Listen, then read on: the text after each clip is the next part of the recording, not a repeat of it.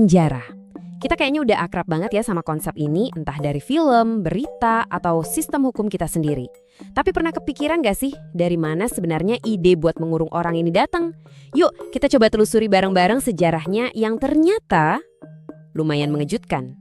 Coba deh, saya mau tanya, kalau dengar kata penjara, apa sih tujuan utamanya menurut Anda? Buat menghukum? Atau untuk memperbaiki orang? Atau ya sekedar biar orang jahat jauh dari masyarakat? Nah, jawaban yang mungkin sekarang kelihatannya simpel, ternyata di masa lalu jawabannya beda banget. Dan perubahan jawaban inilah yang seru buat kita bahas. Dan ini dia nih, bagian yang bikin kaget. Konsep penjara sebagai tempat orang menjalani hukuman, itu ternyata umurnya belum tua-tua amat. Relatif modern lah. Ini kan langsung bikin kita mikir ya. Terus sebelum ada penjara, selama ribuan tahun manusia ngapain dong kalau ada yang berbuat jahat? Oke, buat menemukan jawabannya kita harus lompat jauh banget ke belakang. Bayangkan zaman manusia masih hidup sebagai pemburu pengumpul. Di zaman itu, konsep penjara bukan cuma nggak ada, tapi memang sama sekali nggak masuk akal. Logikanya sederhana banget kok. Coba bayangin, mereka kan hidupnya nomaden, pindah-pindah terus, nggak punya bangunan permanen. Masa iya mau gotong-gotong tahanan? Belum lagi ngasih makan orang yang nggak ikut kerja cari makan itu kan beban banget. Tapi kalau diajak berburu, ya dia kabur dong. Jadi pilihannya cuma satu, hukuman yang cepat dan langsung tuntas. Oke, kita maju sedikit nih ke zaman peradaban kuno. Nah, di sini kita mulai nemuin sesuatu yang mirip penjara, tapi fungsinya beda total. Penting banget untuk dicatat. Ini bukan tempat hukuman, ini lebih kayak ruang tunggu. Lihat deh polanya di sini. Dari zaman Mesopotamia udah ada penjara, tapi ya itu, fungsinya buat nunggu. Di Roma lebih parah lagi, bentuknya lubang bawah tanah buat nunggu dieksekusi. Socrates yang filsuf terkenal itu juga ngalamin hal yang sama loh. Dia dikurung dulu sebelum dihukum mati. Cuma di Tiongkok kuno aja yang mulai agak beda. Mereka pakai penjara sebagai hukuman, tapi sebentar banget, cuma hitungan bulan. Yang menarik, justru di tengah sistem kayak gitu, Socrates malah punya pemikiran yang loncat banget dari zamannya. Dia salah satu orang pertama yang tercatat bilang kalau hukuman itu bisa punya tujuan lain, yaitu untuk memperbaiki jiwa seseorang, rehabilitasi lah. Sayangnya, ide keren ini seolah-olah tertidur selama ribuan tahun. Jadi kalau mau kita simpulkan, intinya gini, hukuman zaman dulu itu fokusnya ke badan, ke fisik. Bentuknya ya penderitaan fisik, disiksa, dihukum mati, dijadikan budak, atau diusir dari komunitas. Idenya adalah pembalasan yang cepat dan seringnya jadi tontonan publik, bukan soal mengurung orang lama-lama. Nah, disinilah mulai terjadi pergeseran besar. Titik baliknya nih, pelan-pelan fokus hukuman itu bergeser. Nggak lagi cuma soal badan, tapi ke sesuatu yang lebih dalam, ke jiwa, atau karakter orang. Disinilah ide perbaikan moral mulai muncul.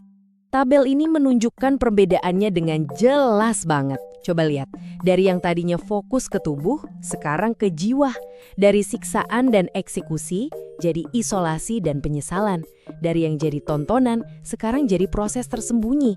Dari pembalasan kilat, jadi upaya reformasi jangka panjang.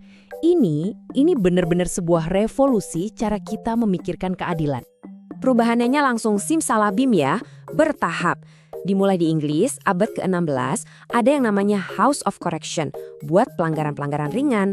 Terus, ide ini nyebrang ke Amerika dan dikembangkan oleh kaum Quakers. Mereka ini kelompok religius yang percaya kalau semua orang itu pada dasarnya bisa diperbaiki. Dan puncaknya, tahun 1790 dibangunlah penjara modern pertama di Philadelphia. Namanya keren, penitentiary. Asalnya dari kata penance yang artinya penebusan dosa. Jadi filosofinya jelas banget. Orang yang salah diisolasi sendirian, dikasih Alkitab, terus disuruh merenungkan kesalahannya sampai dia benar-benar bertobat dan berubah. Nah, inilah cikal bakal penjara modern yang kita kenal, yang tujuannya rehabilitasi. Oke, sekarang kita fast forward ke hari ini. Ide penitensiari tadi sudah menyebar kemana-mana. Tapi sistem penjara modern, khususnya di Amerika, sekarang malah menghadapi dilema besar. Ada dua tujuan yang kelihatannya saling tabrakan, menghukum versus merehabilitasi.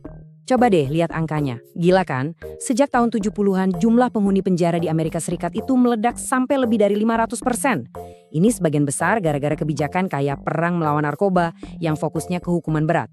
Ironis banget ya, Ini kayak balik lagi ke konsep hukuman murni dan meninggalkan jauh ide rehabilitasi yang jadi cikal bakalnya. Hasilnya apa?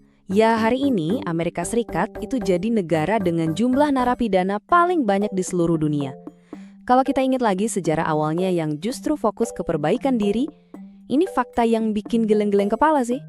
Tapi Amerika bukan satu-satunya contoh ya. Tiap negara itu pendekatannya beda-beda banget. Ada yang super ketat kayak Black Dolphin di Rusia, tapi ada juga yang super manusiawi kayak Halden di Norwegia. Ada yang modelnya kayak desa di Bolivia, di mana keluarga bisa ikut tinggal. Bahkan ada yang pakai menari atau meditasi buat programnya. Jadi memang nggak ada satu cara yang pas buat semua. Nah, kutipan ini datangnya dari penjara Halden di Norwegia tadi, yang sering dibilang penjara paling nyaman sedunia. Filosofi mereka itu simple tapi dalam. Kalau kamu memperlakukan orang kayak binatang, ya kamu bakal dapat binatang. Jadi mereka memperlakukan narapidana sebagai manusia. Bahkan sipirnya ikut makan bareng, sosialisasi untuk membangun hubungan baik.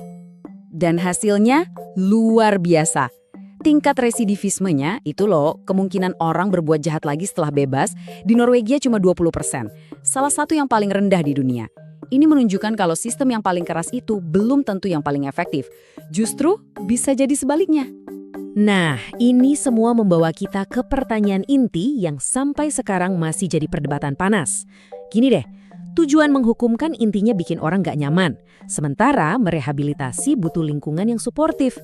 Kalau dua tujuan ini pada dasarnya saling bertolak belakang, memang bisa satu institusi yang sama menjalankan keduanya secara efektif? Pada akhirnya, kalau kita lihat lagi perjalanannya, dari hukuman fisik, sel isolasi, sampai sekarang galau antara menghukum atau memperbaiki, ini semua kan menunjukkan bagaimana cara kita sebagai manusia memandang keadilan itu sendiri. Jadi, sebagai penutup, saya mau tinggalkan satu pertanyaan untuk kita renungkan bareng-bareng. Kalau katanya penjara itu cerminan masyarakat, kira-kira penjara kita sekarang ini menggambarkan apa ya tentang diri kita?